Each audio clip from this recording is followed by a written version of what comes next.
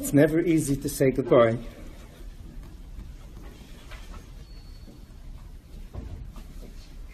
Especially to someone we love so much. It's impossible to say goodbye to a mother, a role model, a pillar of strength and resiliency. But this is the way of the world. Grown children should be burying parents, never the other way around. Our great Rebbe Rav Pam Zatzal spoke in Muncie a few decades ago at a funeral of a classmate of mine who died very young. And he said that the pasuk Olam Maves B'Chalanenu, that death came through the window, refers to when death comes in an unexpected way, when young people die. So this was a front door tragedy for us. And we will all miss Mommy so much. We're all going to dial a number in the days and weeks and months and years to come. Out of rote, expecting her laugh, her infectious smile, her unsolicited advice.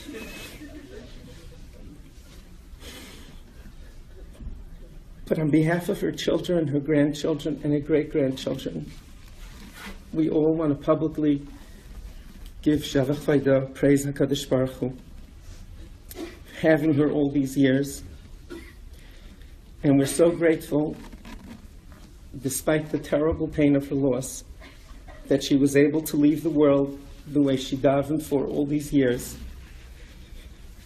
and that we davened for her with dignity and her unbreakable spirit intact. She treated the hospital as a necessary evil, and as soon as she got there, all she ever talked about was just wanting to get home and be in her own bed. And we thank Hashem that, by and large, despite the terrible disease that took her life over the past while, by and large, she was able to be at home in her own bed, cared for by her family. We're comforted that our our extended family, our last memory for many of us will be the time she spoke at her father's 50th yahrzeit, just a very short time ago, with clarity, with spirit, speaking about her own life. It's very interesting. In this week's Pasha, in Pashas Vayechi, it talks about Yakov's life, the end of his life. And we know so much about Yakov's younger years, and the 17 years that he probably enjoyed more than any other years when he was quiet and with his children and grandchildren around him. The Torah doesn't mention, we know virtually nothing about those years. And I think it's because there weren't challenges during those years. The Torah doesn't just tell us stories. The Torah is supposed to be life lessons for us. And living in peace and quiet doesn't carry much in the way of life lessons.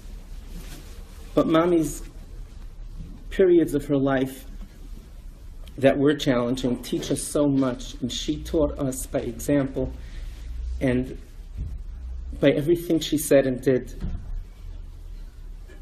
Mommy came to America at the age of 8. Her father, Moshe David Alav Shalom, came looking for a better life for the family and escaped the Holocaust in that way. The family settled in Newburgh, New York, where Mommy and her siblings were the only religious children. Or there were numerous families and shuls of people who were religious in Europe, but they were virtually the only ones that stayed religious. Bobby sold her coat, her winter coat, to be able to send Mommy's brothers, Heshi and Sam, to Torah Vodas.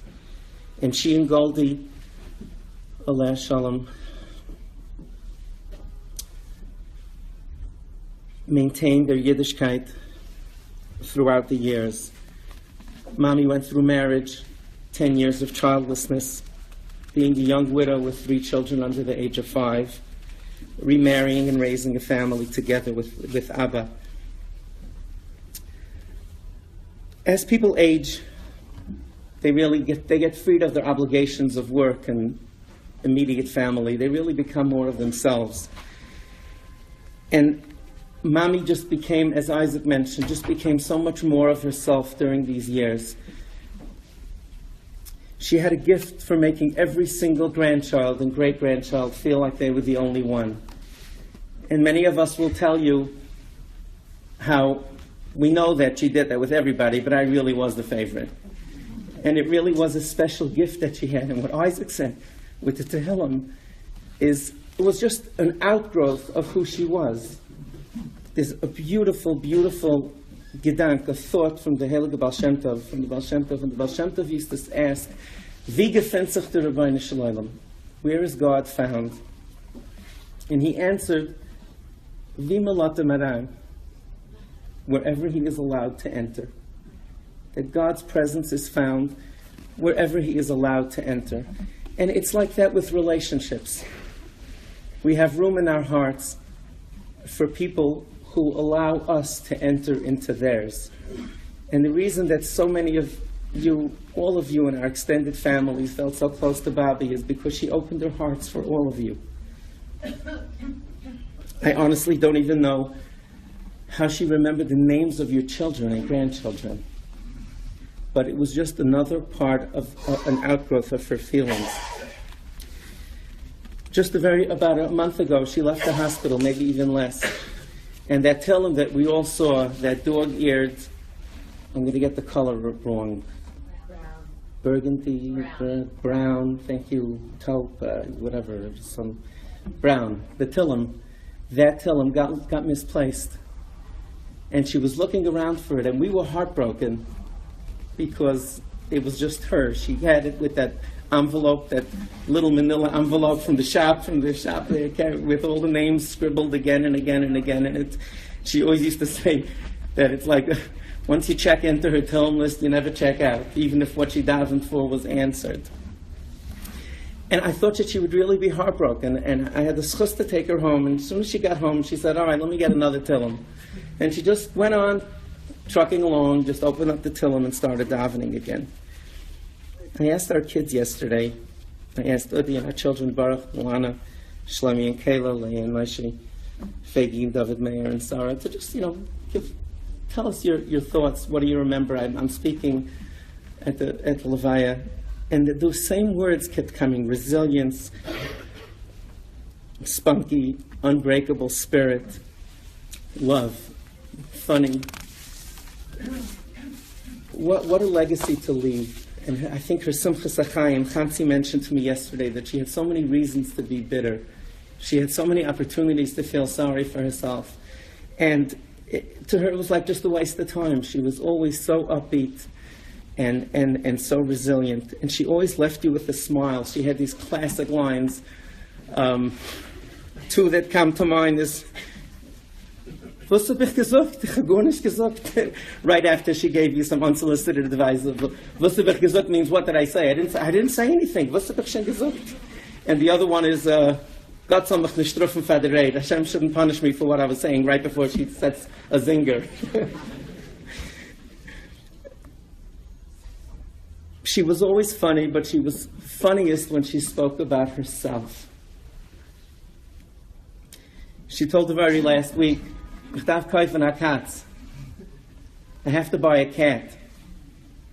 And the very looked at her. She said, I used up my 9 lives already. I need another one.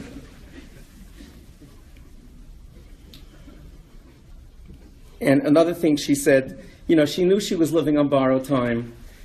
And she celebrated it and reveled in it. She kept saying to all of us over the last few weeks that when I die, the doctors are going to go and make sure that I'm really dead, because none of them are going to believe it. One thing that comes to mind in my own mind about her resiliency was one night about probably 5-7 years ago. I got a call one evening about 6:30 at night, and Mommy never asked for anything. And she just says, Yankee, what are you doing now? So I said, she was in Florida, I was in Muncie. I said, why are you asking? She says, well, I kind of fell and hurt myself. So I just ran to the airport and jumped on a plane. She had cracked her C2. She cracked her neck. The C2 was called a hangman's fracture. And most people die from that. And I was fortunately able to get a 9 o'clock flight. I got into the hospital at 1 o'clock in the morning. I cannot begin to tell you what she looked like, with 2 puffy eyes, and she literally fell on her face. And as soon as I got in and she saw I was here, she grabs me by the hand and she says, Yankee, ich hab noch a Sach zu kommandoven. I still have a lot to tummel. I'm not going anywhere. Don't worry about it. And the next day when the doctor offered her different options for care, she looked at him, she says, tell him I'm a tough old lady. And she wanted her neck fused so she wouldn't have any problems, so she would just be able to go on living life. And that was her mobility. As Isaac mentioned, many people commented to us about how she was treated with such kavod and reverence by her children who were so fortunate to have her. And Chansi, when I was talking to Chansi yesterday, she said, it's not complicated. We just did what we saw her do to her mother. And the kavod that Mommy treated Babi Anyu all the years was just indescribable. Some thank yous before I step down. First of all, to Rivki Itzkowitz Hager.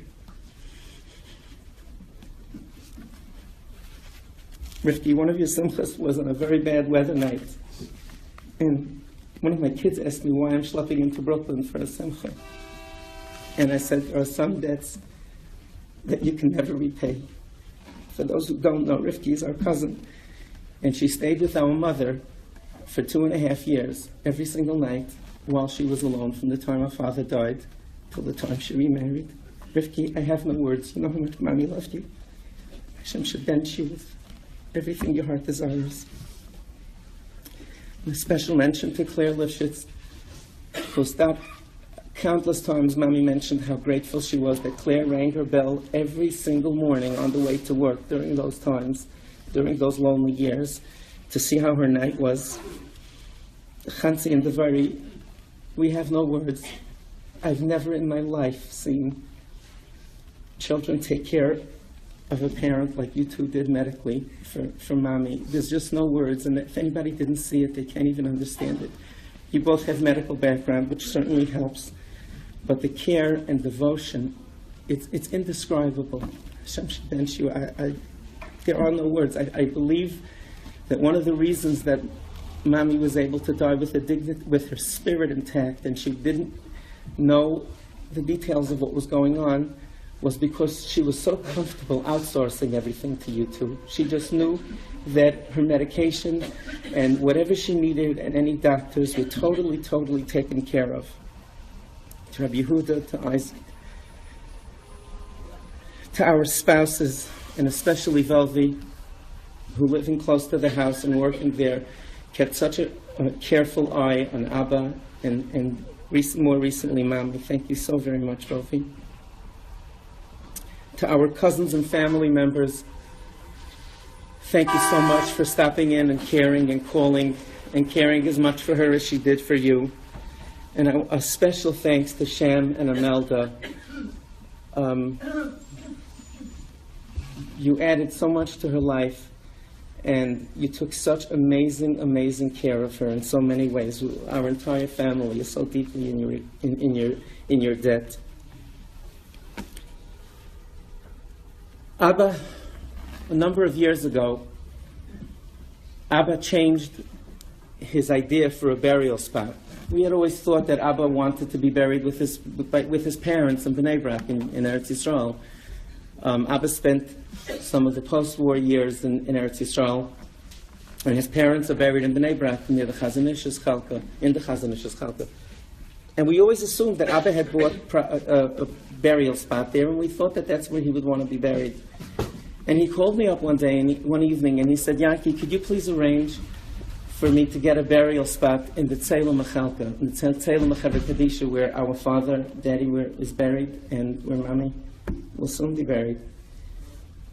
And I was quiet. I said, look, of course, Abba, I just assumed that you would want to be buried with your parents. In typical Abba, he said, I don't want to bother the children. I don't want to be matriach the children to have to come to Eretz Yisrael to my grave. But this was, for those of you who were not that familiar, this was a second marriage. They were married, with the Chesed of Hashem. They spent 46 beautiful years together. And Abba said, in all innocence, in all simplicity, he said, besides, the children should have all three parents together. And that's the way they raised us. That would be the tagline. If I had to give one sentence to describe the way they made the incredibly challenging job of raising three sets of children,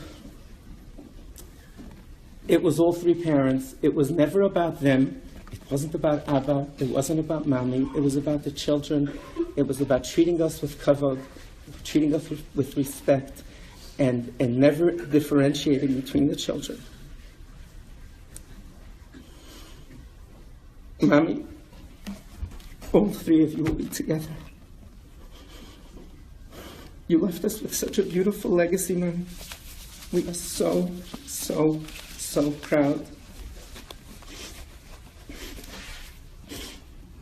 We are so proud to have you as our mother. You've taught us so much. We're going to miss you so terribly. We're comforted that you're not suffering, Mommy. We love you so much, Mommy. Find your tehillah, Mommy, and go command of Shemayim a bit. We all have what to daven for, all of us. Keep the list. We can add to it a bit. And command it for all of us. Be a Melitza Yashar of our entire family.